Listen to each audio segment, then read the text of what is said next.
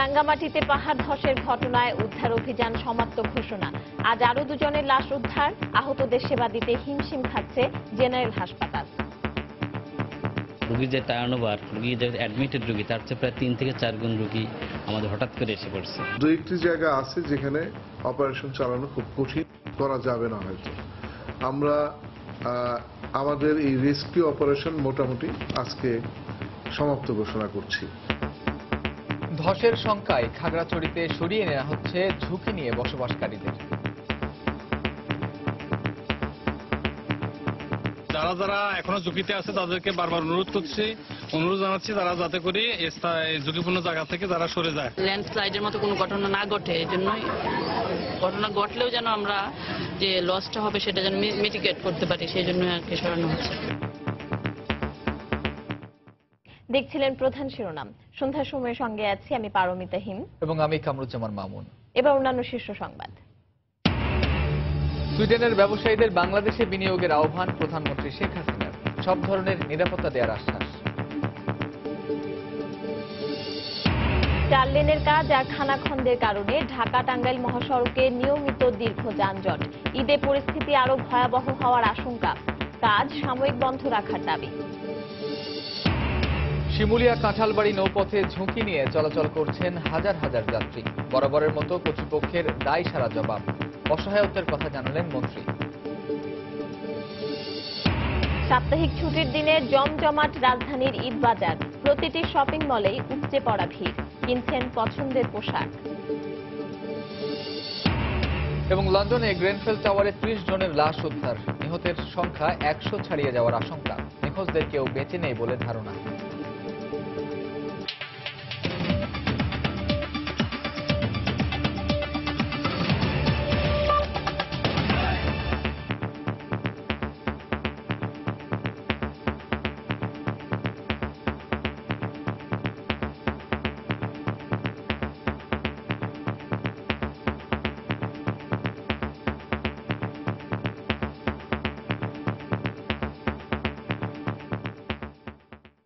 রাঙ্গামাটিতে পাহাড় ধসের ঘটনায় 4 দিন পর উদ্ধার অভিযান সমাপ্ত ঘোষণা করেছে জেলা প্রশাসন।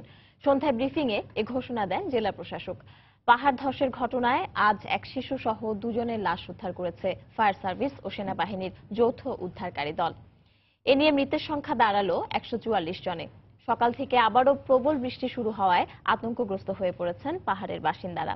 প্রাণ বাঁচাতে ছুটছেন আশ্রয় কেন্দ্রে। এদিকে মানবিক বিপর্যয় নেমে এসেছে রাঙ্গামাটি জেনারেল হাসপাতালে। ধারণ ক্ষমতার চেয়ে 3 গুণ বেশি আহত রোগী নিয়ে হিমশিম খেতে হচ্ছে চিকিৎসকদের। রাঙ্গামাটি থেকে বিস্তারিত জানাচ্ছেন কমল দে। সেনাবাহিনী এবং ফায়ার সার্ভিসে টানা 4 দিনের উদ্ধার অভিযান শেষে শুক্রবার সন্ধ্যায় অভিযানের আনুষ্ঠানিক সমাপ্তি ঘোষণা করেন রাঙ্গামাটির জেলা প্রশাসক। দুর্যোগ মন্ত্রণালয়, ফায়ার সার্ভিস সহ প্রশাসনের ঊর্ধ্বতন কর্মকর্তাদের সাথে বৈঠক শেষে তিনি এই ঘোষণা দেন। তবে নিখোঁজদের কোনো তথ্য পাওয়া গেলে তাদের উদ্ধারের ব্যাপারে ব্যবস্থা নিতে ফায়ার সার্ভিসকে প্রস্তুত রাখা হবে বলে জানিয়েছেন তিনি। এর আগে শুক্রবার সকালে শুরু হওয়া অভিযানে শেষ পর্যন্ত 2 জনের লাশ উদ্ধার করে ফায়ার সার্ভিস ও সেনাবাহিনী। আমরা এই পর্যন্ত 110টি মৃতদেহ উদ্ধার করতে সক্ষম হয়েছি। 2-1টি মিসিং এর বিষয়ে এখনো এলোমেলো বিক্ষিপ্ত সংবাদ আছে। 2-1টি জায়গা আছে যেখানে অপারেশন চালানো খুব কঠিন, করা যাবে না হয়তো। আমরা আমাদের এই রেস্কিউ অপারেশন মোটামুটি সমাপ্ত ঘোষণা করছি। যথেষ্ট পরিমাণ খাদ্য সহায়তা, অর্থ সহায়তা, তারপরে ঘরবাড়ি বানানোর জন্য যে ম্যাটেরিয়াল, সবকিছু সরকার দেওয়ার জন্য প্রস্তুত। পাহাড় ধসের পর 2 দিন রৌদ্রোজ্জ্বল আবহাওয়া থাকলো। বৃহস্পতিবার বিকেল থেকে রাঙ্গামাটিতে পুনরায় প্রবল বর্ষণ শুরু হলে পাহাড় ধসের আতঙ্ক ছড়িয়ে পড়ে। আশ্রয়কেন্দ্রে ছেড়ে বসত বাড়িতে ফিরে যাওয়া সাধারণ মানুষ প্রাণ বাঁচাতে আবারও আশ্রয়কেন্দ্রে ফিরে আসে। বর্তমানে রাঙ্গামাটি সদরের 17টি আশ্রয়কেন্দ্রে 2,500-এর বেশি মানুষ আশ্রয় নিয়ে আছে। এদিকে আশ্রয়কেন্দ্রে যারা আশ্রয় নিয়েছেন তারা বলছেন তারা চরম দুর্ভোগের মধ্যে রয়েছেন। আমরা কোথায় যাব? আমাদের ঘর বাড়ি সবগুলো ভেঙে গেছে। আমরা এখন বর্তমানে এখানে বৃষ্টিপাতের কারণে আপনার যে কোনো সময় আরো বড় ধরনের ক্ষতির আশঙ্কা করতেছে লোকজন। এই জন্য সবাই ঘর বাড়ি ছেড়ে আশ্রয় কেন্দ্রে আসছে আশ্রয় নেওয়ার জন্য। এদিকে দুর্ভোগের কমতি নেই রাঙ্গামাটি হাসপাতালেও। 50 বেডের এই শয্যার হাসপাতালে এখন পর্যন্ত 250-এর বেশি রোগী রয়েছে। বেডে স্থান না হয় অনেকে থাকছেন ফ্লোরের মধ্যে। রুগীর যে টার্ন ওভার, রুগী যে অ্যাডমিটেড রুগী তার চেয়ে প্রায় 3 থেকে 4 গুণ রুগী আমাদের হঠাৎ করে এসে পড়ছে। আমরা চেষ্টা করতেছি আমাদের সাধ্য অনুযায়ী চিকিৎসা সেবা চালিয়ে যাওয়ার জন্য। প্রবল বর্ষণ, পাহাড়ি ঢল এবং পাহাড় ধস, এরপর পুরো রাঙ্গামাটি যেন এক বিধ্বস্ত নগরী। দু চোখ যেদিকে যায় দেখা যায় তার ক্ষতচিহ্ন। তারপরও ঘুরে দাঁড়ানোর চেষ্টা করছে এখানকার বাসিন্দারা, কিন্তু তাদের বাগড়া দিচ্ছে প্রকৃতি। বারবার বৃষ্টি হানা দিচ্ছে এখানে, আর এর ফলে আতঙ্কগ্রস্ত পুরো রাঙ্গামাটি জনপদের সাধারণ মানুষ। রাঙ্গামাটির রাঙ্গাপানি থেকে কমল দে, সময় সংবাদ। এদিকে প্রবল বৃষ্টিতে খাগড়াছড়িতে ধসের আশঙ্কায় পাহাড়ে ঝুঁকি নিয়ে বসবাসকারীদের আশ্রয় কেন্দ্রে সরিয়ে নিতে শুরু করেছে প্রশাসন। বৃহস্পতিবার রাত থেকে টানা বৃষ্টির কারণে খাগড়াছড়ির সদর সহ বেশ কিছু এলাকায় পাহাড় ধসের আশঙ্কা করা হচ্ছে। এ কারণে স্থানীয় প্রশাসনের উদ্যোগে বিভিন্ন এলাকায় মাইকিং করা হয়।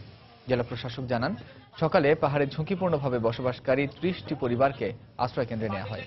এছাড়া প্রশাসনের পক্ষ থেকে আশ্রয় কেন্দ্রে আগতদের খাবারের ব্যবস্থা করা সহ জনপ্রতি 500 টাকা করে আর্থিক সহায়তা দেওয়া হচ্ছে। আশ্রয়স্থলে নিয়ে যাচ্ছি আমাদের গাড়ি দিয়া, আমাদের লোকজন দিয়া। আর যারা যারা এখনো ঝুঁকিতে আছে তাদেরকে বারবার অনুরোধ জানাচ্ছি তারা যাতে করে ঝুঁকিপূর্ণ জায়গা থেকে তারা সরে যায়। ল্যান্ডস্লাইডের মতো কোনো ঘটনা না ঘটে, এই জন্যই ঘটনা ঘটলেও যেন আমরা যে লসটা হবে সেটা যেন মিটিগেট করতে পারি, সেই জন্য আর কি সরানো হচ্ছে। এখানে যেহেতু আগে মাত্র একজন নিহত হয়েছিল, যার জন্য লোকদের মধ্যে টেনশনটা কম, তারপর আমরা বুঝিয়ে সুঝিয়ে তাদের নিয়ে আসছি। এখানে যারা আমাদের কাছে রিস্কি মনে হচ্ছে আমরা নিয়ে আসছি, এটা সময়গতভাবে কাজটা করা হচ্ছে। পাহাড় ধস আর একটানা ভারী বর্ষণের কারণে সারা দেশের সঙ্গে রাঙ্গামাটির সড়ক যোগাযোগ বন্ধ থাকায় ঘাটতি দেখা দিয়েছে পণ্য ও জ্বালানি তেল সরবরাহে। এতে সবকিছুর দাম বেড়েছে প্রায় দ্বিগুণ। হেফাজত সবুজকে সঙ্গে নিয়ে সাখাওয়াত টিপুর ক্যামেরায় কমলদের আরও একটি রিপোর্ট। ভয়াবহ পাহাড় ধসের ধকল কাটিয়ে উঠতে পারছে না পার্বত্য রাঙ্গামাটিবাসী। নানা ধরনের সমস্যার মধ্যে পড়তে হচ্ছে এখানকার বাসিন্দাদের। রোববার মধ্যরাত থেকে মঙ্গলবার রাত পর্যন্ত বিদ্যুৎ ও পানি সরবরাহবিহীন ছিল পুরো জেলা। চট্টগ্রাম রাঙ্গামাটি সড়কের ক্ষতিগ্রস্ত একাধিক পয়েন্ট পুরোপুরি সংস্কার হয়নি। সড়ক যোগাযোগ বন্ধ থাকায় কোনো পণ্য বোঝাই পরিবহন এই জেলায় ঢুকতে পারছে না। এতে সরবরাহ ঘাটতি দেখা দেওয়ায় সবকিছুরই দাম এখন আকাশ ছোঁয়া। বিশেষ করে কাঁচা বাজারের প্রতিটি নিত্য প্রয়োজনীয় পণ্যের দাম বেড়েছে প্রায় দ্বিগুণ। এক লাফে আলুর দাম বেড়ে দাঁড়িয়েছে 70 টাকা কেজি। দ্রব্যমূল্যের ঊর্ধ্বগতির কারণে রাঙ্গামাটির প্রধান দুবাজার বনরূপা এবং রিজার্ভ বাজার অনেকটা ক্রেতা শূন্য। পটল মনে করেন 30 টাকা, এখন 40 টাকা বিক্রি করতেছি। আর কাঁকরোল ছিল আগে 30 টাকা, এখন 40 টাকা 50 টাকা এরকম বিক্রি করতেছি। যেটা আগে হয়তো 30 টাকা ছিল, এখন ওইটা 60 টাকা। যোগাযোগ বিচ্ছিন্ন হওয়ার কারণে নিয়ে আসা সম্ভব হচ্ছে না এবং জিনিসপত্রের দাম প্রচুর, তাও পাওয়া যাচ্ছে না। জ্বালানি তেলের মজুদ ফুরিয়ে যাওয়ায় বন্ধ করে দেওয়া হয়েছে এখানকার 4টি পেট্রোল পাম্প। বন্ধ করার আগে এসব পেট্রোল পাম্পে 2 থেকে 3 গুণ দামে বিক্রি করা হয় পেট্রোল, অকটেন এবং ডিজেল। 90 টাকার 1 লিটার অকটেনের দাম 250 টাকা পর্যন্ত ছাড়িয়ে যায়। তবে একটি পাম্প খোলা থাকলেও সেখানে ক্রেতাদের দীর্ঘ লাইন। আমরা তেলের এখন গাড়ি চালাতে পারছি না আগে, এখন তেলের এখানে খুব কষ্ট। 2 ঘন্টার এখান থেকে দাঁড়িয়ে আছি, তারপরে এরা দিচ্ছে না, তেল দিচ্ছে না। তবে আগামী 1 সপ্তাহের মধ্যে চট্টগ্রাম রাঙ্গামাটি সড়ক পুরোদমে চালু হওয়ার কোনো সম্ভাবনা দেখছে না প্রশাসন। কেন্দ্রের সাথে সবগুলো যোগাযোগ বিচ্ছিন্ন, এগুলো ঠিক করার কাজ শুরু হয়ে গেছে অলরেডি। আমাদের কাছে পর্যাপ্ত পরিমাণ মজুদ আছে রাঙ্গামাটির ভিতরেই। এটা দিয়ে মনে করি যে আমরা সামনের বেশ কিছুদিন আমরা মানুষের খাদ্যের যোগান দিতে পারবো। রাঙ্গামাটি সদর সহ 7টি উপজেলার 100 বেশি স্থানে পাহাড় ধস হয়েছে। এর মধ্যে বড় ধরনের ধস হয়েছে অন্তত 15টি পয়েন্টে। ভয়াবহ এই পাহাড় ধসে মৃতের সংখ্যা 100 ছাড়িয়ে গেছে। এখনও নিখোঁজ রয়েছেন অনেকেই। বাংলাদেশের যে কোনো প্রাকৃতিক দুর্যোগের পর কিছু সুযোগ সন্ধানের আবির্ভাব ঘটে। নানা কৌশলে অর্থ হাতিয়ে নেওয়ার অজুহাত খুঁজতে থাকে তারা। রাঙ্গামাটিতে পাহাড় ধসের পর তার ব্যতিক্রম হলো না। সরবরাহ ঘাটতি দেখিয়ে বাড়িয়ে দেওয়া হলো জ্বালানি তেল সহ সবকিছুর দাম। এক্ষেত্রে দাম সহনশীলতা রাখার জন্য সরবরাহ বাড়ানোর কোনো বিকল্প নেই বলে মনে করছেন স্থানীয়রা। রাঙ্গামাটি থেকে কমল দে, সময় সংবাদ। সন্ধ্যার সময় আরো থাকছে। চট্টগ্রামে উচ্ছেদকে কেন্দ্র করে হকারদের সঙ্গে পুলিশের ব্যাপক সংঘর্ষ, 3 পুলিশ সদস্য আহত, আটক 8। সুইডেনের ব্যবসায়ীদের বাংলাদেশে বিনিয়োগের আহ্বান জানিয়েছেন প্রধানমন্ত্রী শেখ হাসিনা। সুইডেনে 3 দিনের রাষ্ট্রীয় সফরের শেষ দিনে সে দেশের ব্যবসায়ী এবং বিনিয়োগকারীদের সঙ্গে বৈঠকে এ আহ্বান জানান তিনি। এর আগে গ্র্যান্ড হোটেলের বৈঠক কক্ষে সুইডিশ রিটেইলার ব্র্যান্ড H&M এর প্রধান নির্বাহী কার্ল জোহান পার্সন প্রধানমন্ত্রীর সঙ্গে সৌজন্য সাক্ষাৎ করেন। এরপর একই ভেন্যুতে বাংলাদেশ সময় দুপুর 1:30টায় সুইডিশ বিনিয়োগকারীদের সঙ্গে বৈঠক করেন প্রধানমন্ত্রী। পরে সেখানে ব্যবসায়ীদের একটি অনুষ্ঠানে যোগ দেন তিনি। From Bangladesh you can connect almost all over the world, and Bangladesh can be the bridge between the East and West. And also you can have your access to North and South. It's the best place. So, I'm happy to learn that an MAU between Sweden-Bangladesh Business Council based in Sweden and Nordic Chamber of Commerce and Industry based in Bangladesh will be signed today. I believe it would help establish deeper cooperation between businesses of our two countries. এর আগে গতকাল সুইডেনের প্রধানমন্ত্রী Stephen লফভেনের সঙ্গে দ্বিপক্ষীয় বৈঠক করেন প্রধানমন্ত্রী শেখ হাসিনা। এ সময় সন্ত্রাসবিরোধী লড়াইয়ে একযোগে কাজ করবে বলে ঐক্যমত্যে পৌঁছায় দুই দেশ। পাশাপাশি জ্বালানি নিরাপত্তা, প্রযুক্তিগত উদ্ভাবন, বিনিয়োগ ও উন্নয়নেও পারস্পরিক সহযোগিতা নিয়েই দ্বিপক্ষীয় সম্পর্ক সামনে এগিয়ে নিতে চায় ঢাকা, স্টকহোম। পরে প্রবাসী বাংলাদেশিদের সঙ্গে মতবিনিময় সভায় বক্তব্য রাখেন প্রধানমন্ত্রী। সুইডেন থেকে আরো জানিয়েছেন লুৎফর রহমান বাবু। সুইডেনের প্রধানমন্ত্রী শেখ হাসিনার 3 দিনের রাষ্ট্রীয় সফরের অংশ হিসাবে বৃহস্পতিবার স্থানীয় সময় দুপুরে প্রধানমন্ত্রী শেখ হাসিনা সুইডেনের প্রধানমন্ত্রী স্টিফেন লফভেনের সাথে সৌজন্য সাক্ষাতে মিলিত হন। এ সময় দুই দেশের প্রধানমন্ত্রী নিজ নিজ দেশের স্বার্থ সংশ্লিষ্ট বিভিন্ন বিষয় নিয়ে আলোচনা করেন। দ্বিপাক্ষিক এই আলোচনায় বাংলাদেশ এবং সুইডেন সন্ত্রাস বিরোধী কার্যক্রমে একসাথে কাজ করবে বলে ঐক্যমতে পৌঁছান। এই আলোচনায় বাংলাদেশের পররাষ্ট্রমন্ত্রী AH মাহমুদ আলী উপস্থিত ছিলেন। এ সময় প্রধানমন্ত্রী প্রযুক্তিগত উন্নয়ন, পরিবেশ দূষণ সহ অন্যান্য গুরুত্বপূর্ণ বিষয়গুলো নিয়েও আলোচনা করেন। বিকেলে প্রধানমন্ত্রী শেখ হাসিনা সুইডেন আওয়ামী লীগের দেয়া গণসংবর্ধনায় অংশগ্রহণ করেন। সংবর্ধনায় অংশগ্রহণ করে তিনি বলেন, যারা ক্ষমতা এসেছিল তারা তো বাংলাদেশের মানুষের মর্যাদা বৃদ্ধি পাক তা চায়নি।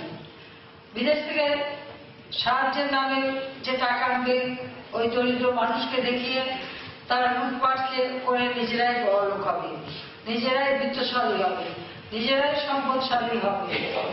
ব্যাংকে ঋণ খেলাপির কালচার থেকে শুরু করে যত রকমের দুর্নীতির পথ উন্মুক্ত করেছিল এই মিলিটারি ডিক্টেটর জিয়া, এরপর এরশাদ এবং তারপর জিয়ার স্ত্রী খালেদা জিয়া।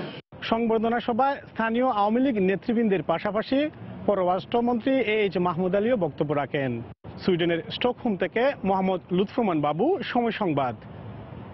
ঢাকা টাঙ্গাইল মহাসড়কের গাজীপুরের ভোগড়া থেকে কালিহাতী পর্যন্ত প্রায় 70 কিলোমিটার এলাকায় 4 লেনের কাজ চলছে। পাশাপাশি বিভিন্ন স্থানে খানাখন্দ সৃষ্টি হওয়ায় এই মহাসড়কে লেগেই থাকে দীর্ঘ যানজট। এ অবস্থায় ঈদ সামনে রেখে 4 লেনে উন্নীতকরণের কাজ সাময়িক বন্ধ রাখার দাবি যাত্রী ও পরিবহন সংশ্লিষ্টদের। কাদের তালুকদারের তথ্য, রাশেদ খানের ছবি নিয়ে ডেস্ক রিপোর্ট। ঢাকা টাঙ্গাইল মহাসড়কে টাঙ্গাইলের এলেঙ্গা এলাকায় রাস্তা বন্ধ করে রেখে মহাসড়কের 4 লেন উন্নীতকরণের কাজ করছে সড়ক ও জনপথ বিভাগ। শুধু টাঙ্গাইল নয়, গাজীপুরের ভোগড়া পর্যন্ত প্রায় 70 কিলোমিটার এলাকা জুড়ে মহাসড়কে চলছে 4 লেনের এ কাজ। এতে মহাসড়কের বিভিন্ন স্থানে খানাখন্দকের সৃষ্টি ও রাস্তা খুঁড়ে কাজ করায় দীর্ঘ যানজটের সৃষ্টি হচ্ছে। রাস্তা তো গাড়ি বেশি, রাস্তা যেমন ক্লিয়ার না হবে, যেমন রাস্তার কাজ পরিপূর্ণ হবে, যেমন আমরা আপনি এরকম যাইতে পারবেন না।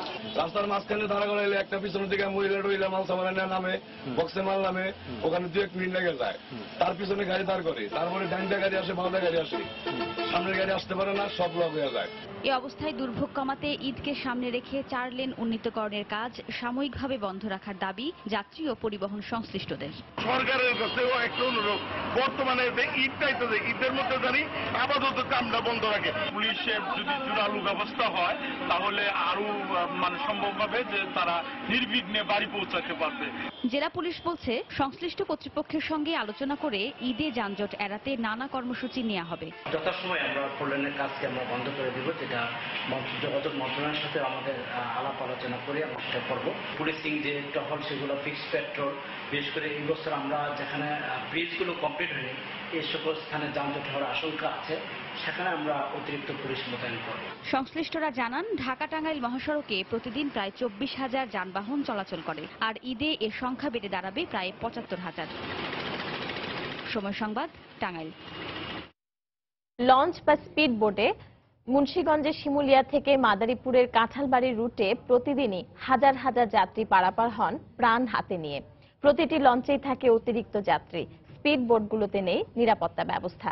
তবে বরাবরের মতোই কর্তৃপক্ষ বলছে সতর্ক অবস্থানে থাকার কথা। আর এই অবস্থায় অসহায়ত্ব প্রকাশ পেয়েছে খোদ মন্ত্রীর মুখে। রাশেদ লিমনের রিপোর্ট। 4 আগস্ট 2014 মুন্সিগঞ্জের মাওয়া কাওড়াকান্দি নৌপথে মাওয়াঘাটের কাছেই ডুবে যায় পিনাক 6। 46 জনের মৃতদেহ উদ্ধার হলেও নিখোঁজ 61 জন। ঈদের ছুটি শেষে ঢাকামুখী অতিরিক্ত যাত্রী পরিবহন আর বৈরী আবহাওয়ায় ছিল এই ট্র্যাজেডির মূল কারণ। তবে মাওয়াঘাটের লঞ্চের এমন দৃশ্য দেখলেই বোঝা যায় পিনাক থেকে তেমন কিছু শিক্ষা নেয়নি এ পথে চলাচলকারী লঞ্চ মালিক আর যাত্রীরা। এখনো এই রুটের প্রতিটি লঞ্চই যাচ্ছে অতিরিক্ত যাত্রী বোঝাই করে। তার উপর একদিকে ঈদের মৌসুম, অন্যদিকে জুনের শেষ নাগাদ উজানের ঢলে খরস্রোতা হবে পদ্মা। সরকারি নজরদারি থাকতে হবে যেন তাদেরকে একটা চাপের মধ্যে রাখে যে অতিরিক্ত যাত্রী আপনারা বহন করবেন না। ভালো একটা পদক্ষেপ না নিলে এটা নিয়ন্ত্রণ করা সম্ভব না। দ্রুত একটা পদক্ষেপ নেওয়া উচিত, এটা বড় বিপদ হয়ে যাবে নাহলে। এদিকে এই পথে আরেক আতঙ্কের নাম স্পিডবোট। একটু সময় বাঁচাতে ছুটে চলছে যাত্রীরা।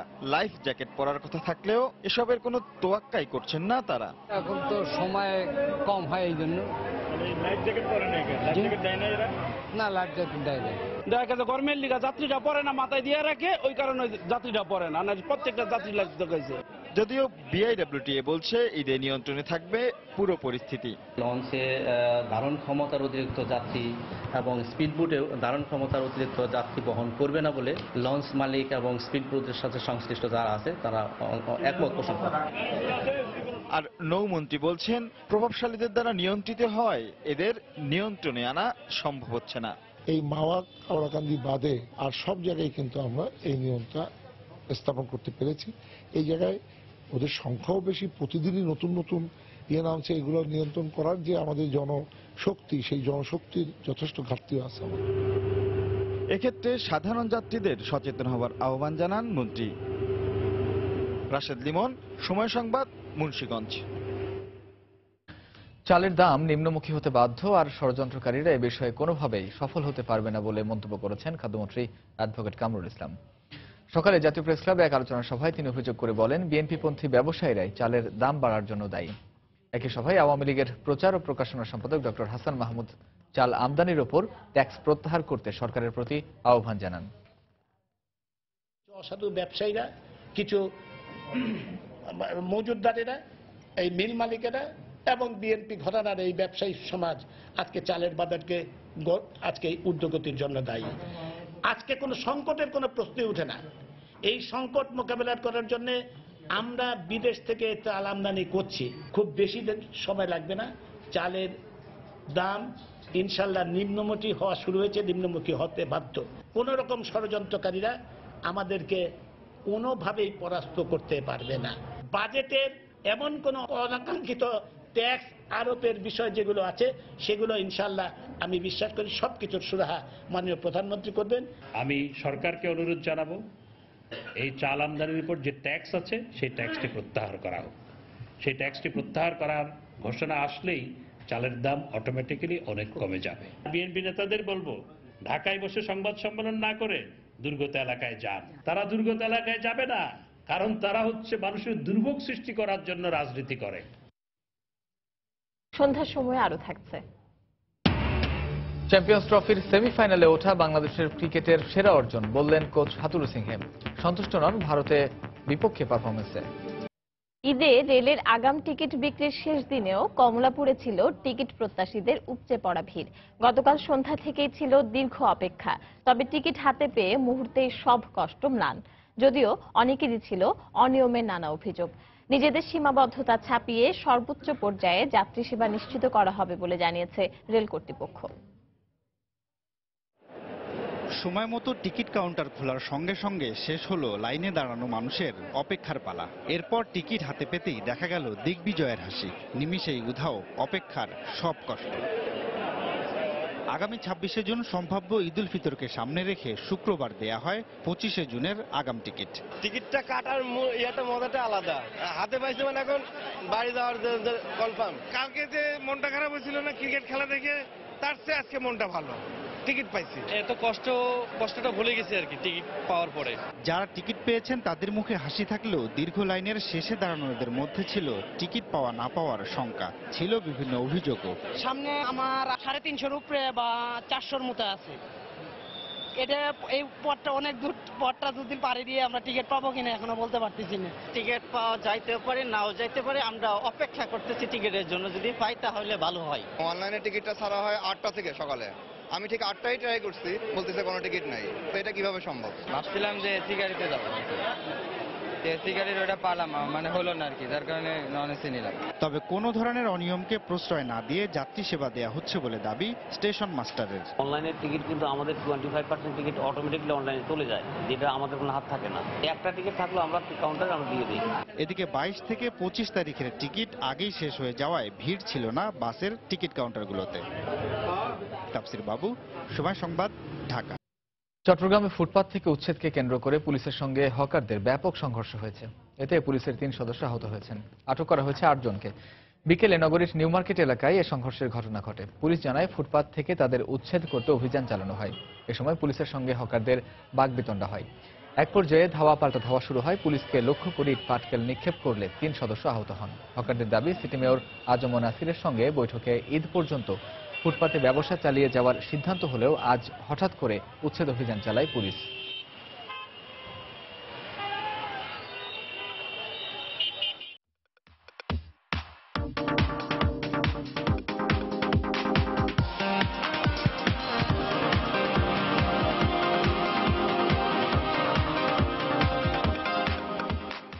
সাপ্তাহিক ছুটির দিনে ঈদের কেনাকাটা করতে শপিং মলগুলোতে ভিড় করেছেন রাজধানীবাসী। দর্শক, এই মুহূর্তে রাজধানীর এলিফ্যান্ট রোডে আছেন রিপোর্টার ইমদাদুল হক। কেনাকাটার খবর জানবো তার কাছ থেকে। ইমদাদ। পারমিতা, আমি এখন আছি এলিফ্যান্ট রোডের একটি শপিং মলে এবং এইখানে আমি যেটি দেখতে পাচ্ছি যে আজকে রোজার 20তম দিন এবং ঈদের আর মাত্র কয়েকদিন বাকি আছে। তো ভিড় আমি দেখতে পাচ্ছি যে এখন ইফতারির পর কিন্তু অনেক মানুষের ভিড়ই আমি দেখতে পাচ্ছি। অনেক ক্রেতারাই কিন্তু এখানে আসছেন কেনাকাটা করার জন্য। এবং যে বিষয়টা আমি ইফতারের আগে দেখেছি যে ভিড় অনেকটাই কম, কিন্তু এখন কিন্তু ইফতারের পরে সময় যতটা যাচ্ছে তত কিন্তু ভিড় তত বেড়ে যাচ্ছে। এবং এখানে পাঞ্জাবির যে চাহিদা রয়েছে ঈদের মধ্যে, সেই পাঞ্জাবি বেচা বিক্রি সবচেয়ে বেশি দেখতে পাচ্ছি।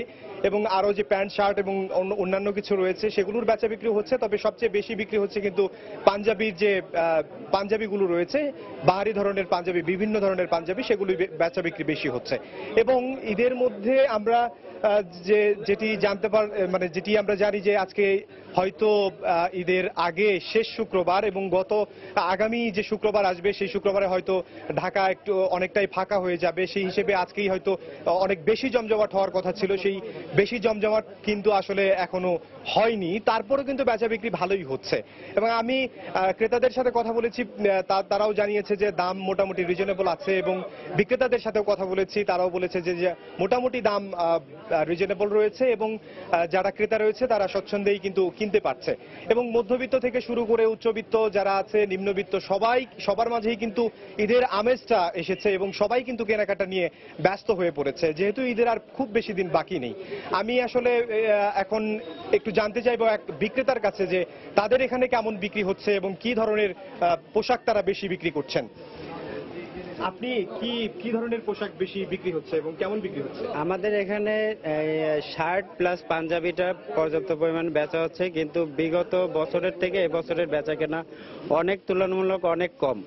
কিন্তু আমাদের আমরা প্রত্যেকটা বছরই আশা করি যে রমজান মাসে আমরা একটু ভালো বেচা কেনা করব, ব্যবসায়ীরা এই দিনটারই এই মাসটারই অপেক্ষায় থাকে, কিন্তু সেই তুলনায় আমরা ওরকমের আশাবাদী হইনি বেচা কেনার দিক থেকে। প্রথম দিকে খুব বেচা কেনা খুবই খারাপ ছিল।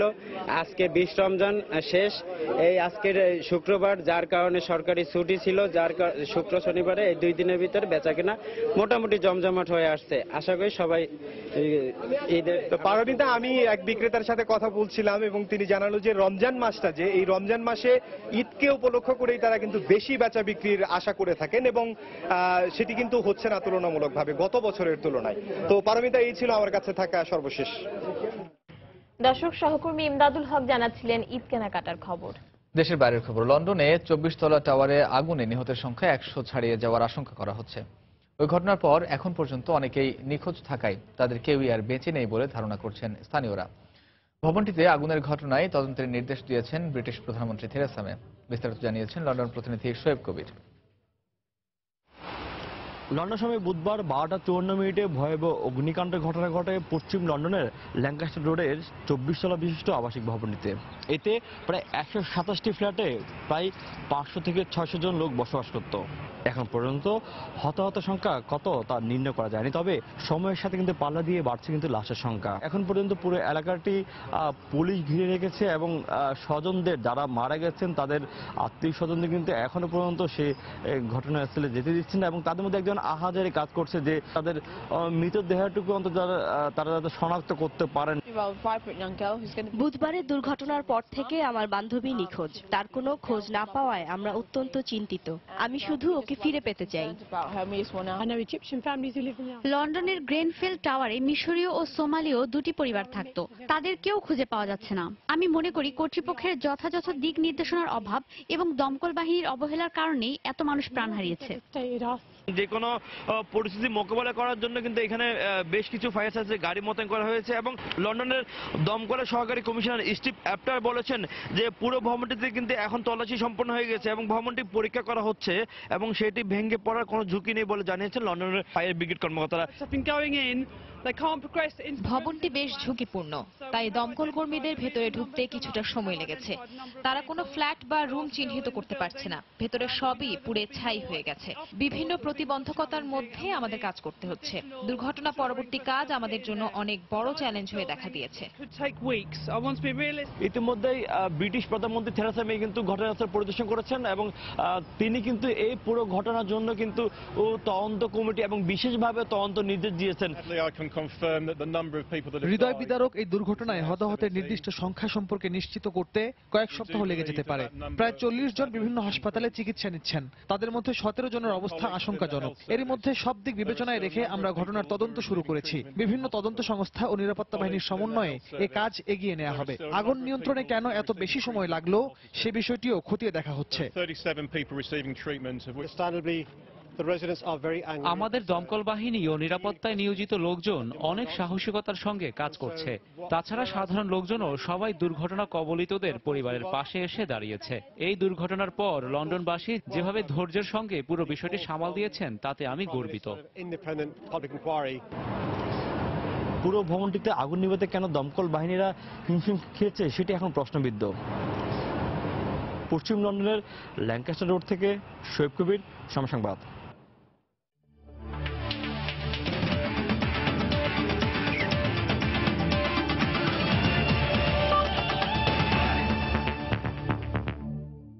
ক্রিকেটের খবর।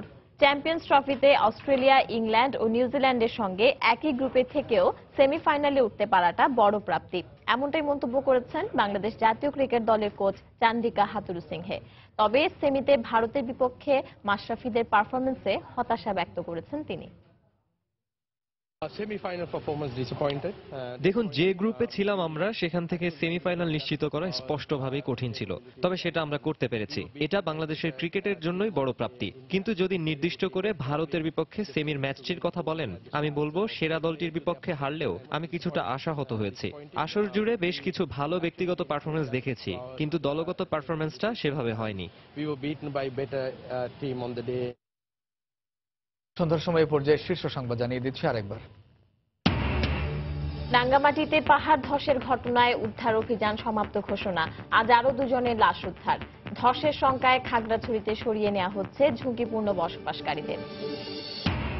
সুইডেনের ব্যবসায়ীদের বাংলাদেশে বিনিয়োগের আহ্বান প্রধানমন্ত্রী শেখ হাসিনার। সব ধরনের নিরাপত্তা দেওয়ার আশ্বাস।